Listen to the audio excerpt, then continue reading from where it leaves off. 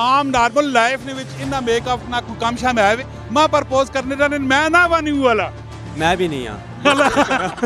गला करसा खरिया साफ सच्चिया ते सुचिया अस्सलाम वालेकुम वीरो प्रो भैनों की हाल ठीक हो राजी पाजी कार पर सब खैर करिए ते कैसे कैसे मेकअप आए पेन मेकअप करने वाले जेड़े होने असल महारत रखने मेकअप आर्टिस्ट एक मेरे नाल मौजूद हूँ जरा उन्होंने को पुछ नहीं पालने क्या है कि फैशन शो जिस तरह ने मेकअप होने या उस तो हट के भी होने पूरी वीडियो देखनी कमेंट में राय देनी और उस तो बाद अपना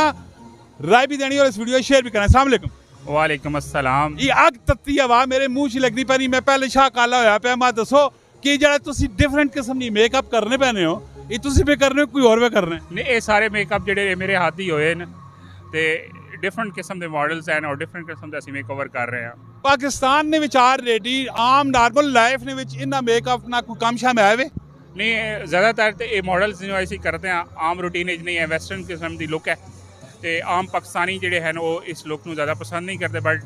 आजकल ये ट्रेंड पाकिस्तान भी इन हो रहा है। ये ना की तुसा मेरा नाम तौसीफ अहमद है। तो सिर्फ तुसा ने सेटअप किथे मेरा सेटअप जनाब बैरियर टाउन फेस 7 है। अच्छा तुसी फैशन शो वगैरह जो भी ऑर्गेनाइज करना है वो तुसा ने नाल ये वेखो ना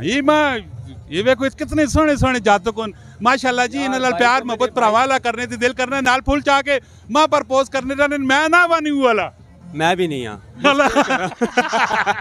मैं ना बनी वाला वैसे कोई मैसेज कोई पैगाम देना चाहो नहीं इस तरह दे एक्टिविटीज़ होंदियां रहनियां अक्सर औकात लेकिन जी इन्हां दी DJ 3 वाले दी एक्टिविटी है बहुत अमेजिंग है और मैं बहुत इंजॉय करना इन्हां नाल हमेशा मैं टीम का इन्हां दा हिस्सा और बाकी मैं फैशन शो और बाकी जेडे कोई साडे जेडे होंदे न इस दे हवाले नाल शूट्स वगैरह और तुहाडे आतिफ तराज साहब नाल भी मेरा एक